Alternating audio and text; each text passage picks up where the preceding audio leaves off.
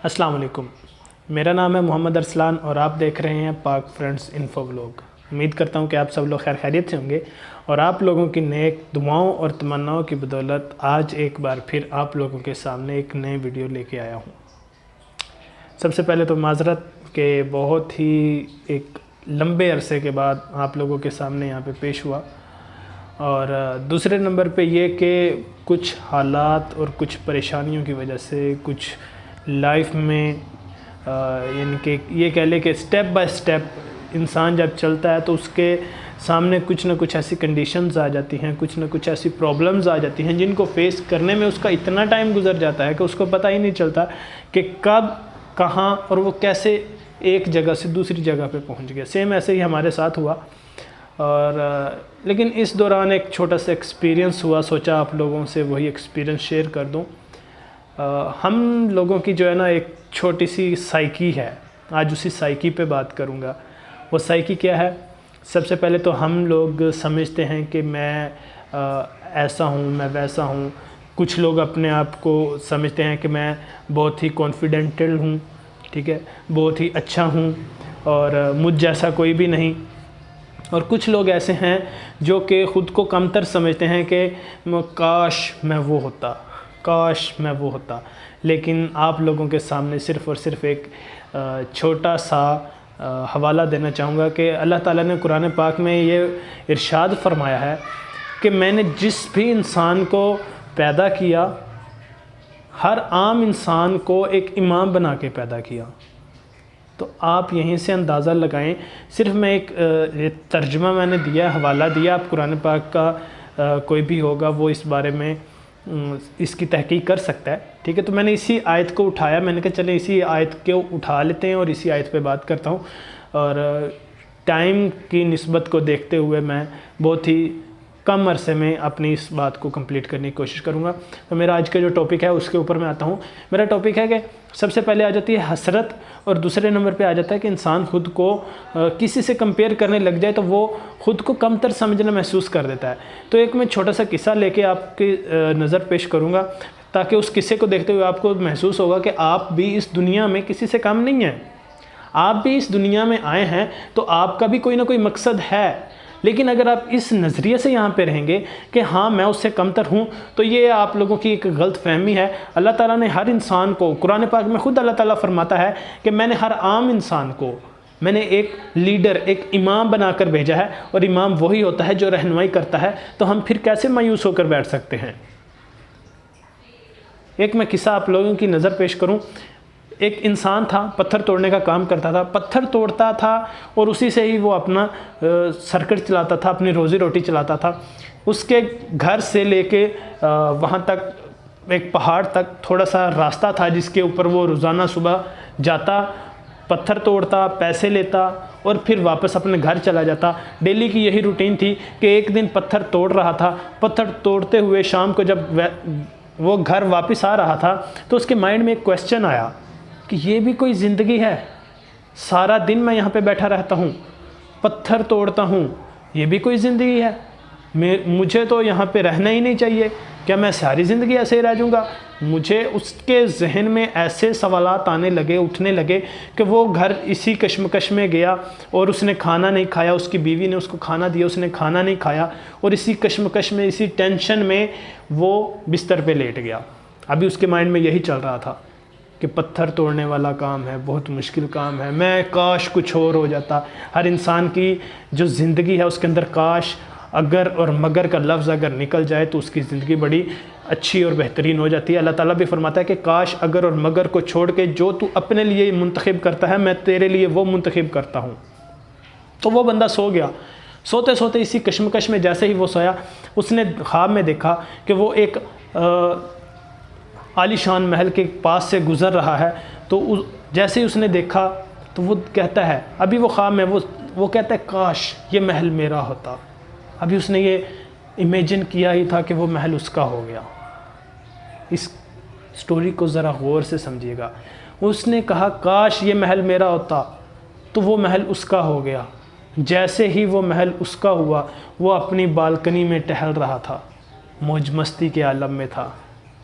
جیسے ہی وہ اپنی بالکنی میں ٹہل رہا ہے وہ باہر دیکھتا ہے کہ ایک شور اٹھ رہا ہے اور ہزاروں لوگوں کا مجمع ہے، درمیان میں ایک انسان ہے جس کو لوگ دیکھنے ملنے کے لیے ترس رہے تھے۔ وہاں کا کوئی MNA MP ہوگا، کوئی لیڈر تھا جس کو دیکھنے کے لیے لوگ ترس رہے تھے۔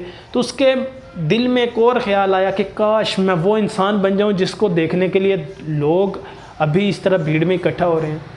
اس کی یہ ابھی مائنڈ میں ہی تھا کہ وہ فوراً سے وہ انسان بن گیا۔ جیسے ہی وہ انسان بنا، وہ اب وہاں پہ تھوڑی سی دیر ہوئی تھی کہ گرمی تھی، دھوپ تیز ہونے کی وجہ سے اب وہ پہلے تو خوش تھا کہ میں ایک ایسا انسان بن گیا کہ جس کی وجہ سے یہ سب کچھ مجھے مل رہا ہے۔ ابھی وہ اسی کشمکش میں تھا کہ دھوپ اس کو لگی اور اس سے گرمی برداشت نہ ہوئی اور وہ بے ہوش ہو کے گر گیا۔ جیسے ہی وہ بے ہوش ہو کے گرا، اس نے کہا کوئی تو ہے ایسی چیز جو کہ انسان سے بھی اوپر ہے۔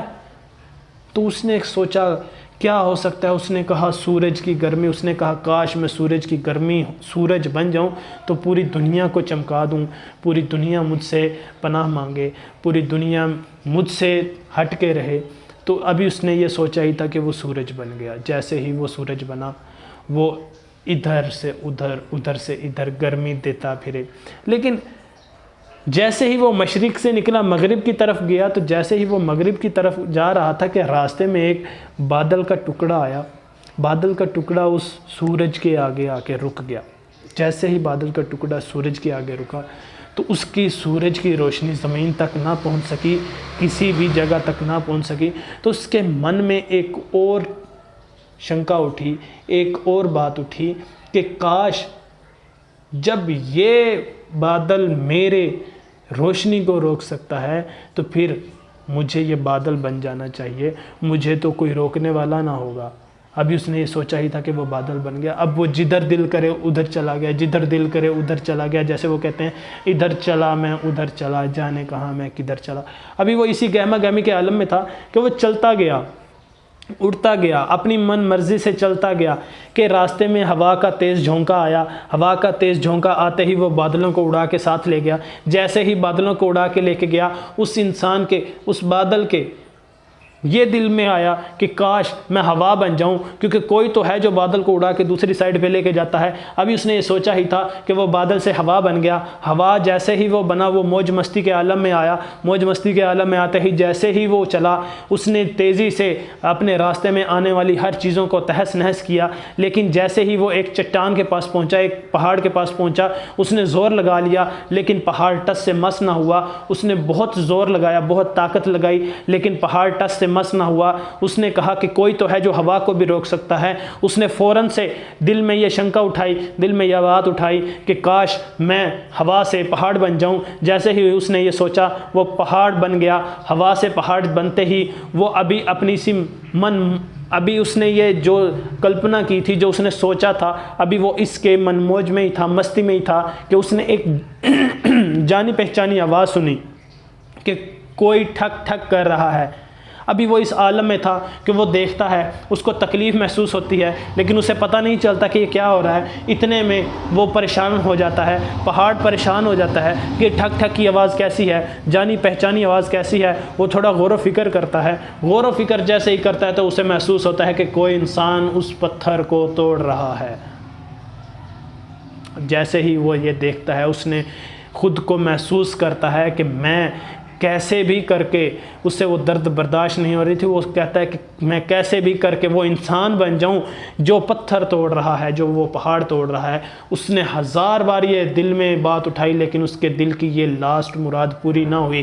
اسی گہما گہمی کے عالم میں وہ ہڑبڑا کے اٹھ جاتا ہے۔ وہ جیسے ہی خواب سے بیدار ہوتا ہے، اس کو پسینہ آیا ہوتا ہے، اس کا چہرہ پسینے سے نیچے تر ہو جاتا ہے اور پسینہ بہہ رہا ہوتا ہے کہ سامنے اس کے مرر پہ، آئینے پہ اس کی نظر پڑتی ہے۔ وہ خود کو دیکھتا ہے، محسوس کرتا ہے، خود کو ایک ریلیکس فیل کرتا ہے۔ پھر وہ سوچتا ہے کہ ایسا کیا ہوا تھا کہ جس کی وجہ سے وہ یہ ہوا۔